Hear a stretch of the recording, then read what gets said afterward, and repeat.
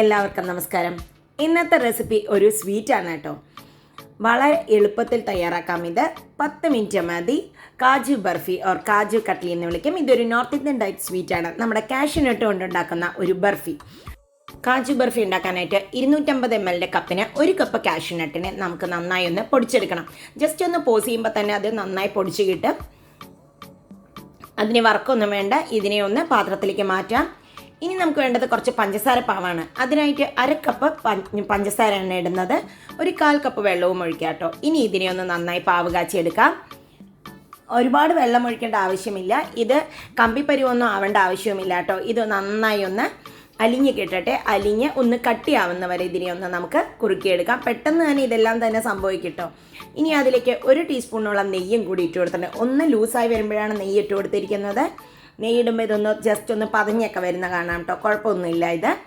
ഇത് കണ്ടോ, നല്ലോണം കുറച്ചൊന്ന് കുറുകി തുടങ്ങിയിട്ടുണ്ട്. കമ്പിപ്പരുവ് ആവണമെന്നില്ല. ഒന്ന് കുറുകി നന്നായി വരുമ്പോൾ നമുക്കിതിനെ ഒന്ന് ഇതിലേക്ക് നമുക്ക് കാഷ്യൂനട്ട് ഇടണം. ഇപ്പോൾ ഇത് ഏകദേശം റെഡി ആയിട്ടുണ്ട് കേട്ടോ. ഇനി നമുക്കതിലെ കാഷ്യൂനട്ടിൻ്റെ പൗഡറാണ് ഇട്ട് കൊടുക്കുന്നത്. ഇനി ഫ്ലെയിം നല്ലോണം സിമ്മിൽ വെക്കണം. എന്നിട്ട് വേണം ഇത് മിക്സ് ചെയ്യാനായിട്ട് കേട്ടോ. ഇല്ല എങ്കിൽ ബുദ്ധിമുട്ടാവും. ഇപ്പോൾ ഇത് കാണുമ്പോൾ നമുക്ക് പൊടി കൂടുതലും ശർക്കരപ്പാവ് കുറവും പോലെ തോന്നും. പക്ഷെ അതൊന്നുമില്ല. മിക്സ് ചെയ്ത് വരുമ്പോൾ എല്ലാം പെർഫെക്റ്റ് ആയിരിക്കും. നിങ്ങൾക്ക് മിക്സ് ചെയ്യാൻ എന്തെങ്കിലും ബുദ്ധിമുട്ടുണ്ടെങ്കിൽ 1 ടേബിൾ സ്പൂൺ പാലും കൂടി ഒഴിച്ചൊന്ന് മിക്സ് ചെയ്താൽ മതി കേട്ടോ.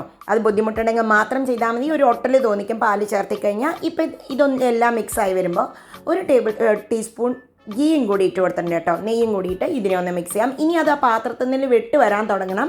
ഇപ്പോൾ കണ്ടോ, എല്ലാം വിട്ട് ഒന്ന് നെയ്യൊക്കെ ഇറങ്ങിയിട്ടുണ്ട്. ഈ പരുവത്തിൽ നിങ്ങൾക്ക് വേണമെങ്കിൽ കുറച്ച് ഏലക്കയുടെ പൊടി ചേർക്കാം. ഞാനൊന്നും തന്നെ ചേർക്കുന്നില്ല. ഇതിപ്പോൾ ആയിട്ടുണ്ട്. ഇനി ഇതിനെ നമുക്ക് ഒരു ബട്ടർ പേപ്പറിലേക്ക് മാറ്റണം. ഈ കൺസിസ്റ്റൻസിയിലാണ് മാറ്റേണ്ടത്. ഇനി അതിനെ ബട്ടർ പേപ്പറിലേക്ക് മാറ്റുകയാണ് കേട്ടോ.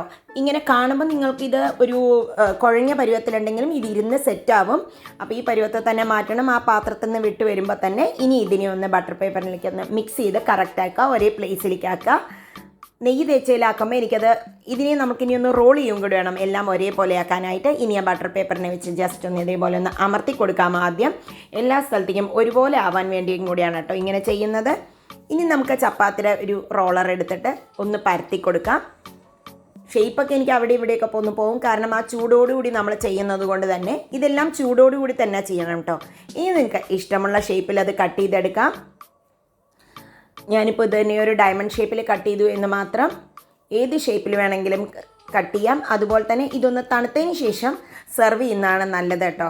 ഒന്ന് തണുത്തിട്ട് നോക്കുമ്പോൾ നമ്മുടെ പെർഫെക്റ്റ് അതിൻ്റെ ഷേപ്പും ടേസ്റ്റും ഒക്കെ പെർഫെക്റ്റായി വന്നിട്ടുണ്ട്.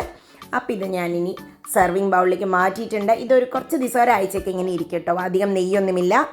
ഇതിപ്പോൾ നിങ്ങൾക്ക് എഡിബിൾ സിൽവർ ഉണ്ടെങ്കിൽ അതും ഇതിൻ്റെ മുകളിലൂടെ ഇടാം. അപ്പോഴും അതിനൊരു വേറൊരു ഗ്ലേസിങ് ലുക്കും ടേസ്റ്റും ഒക്കെ ഉണ്ടാവും.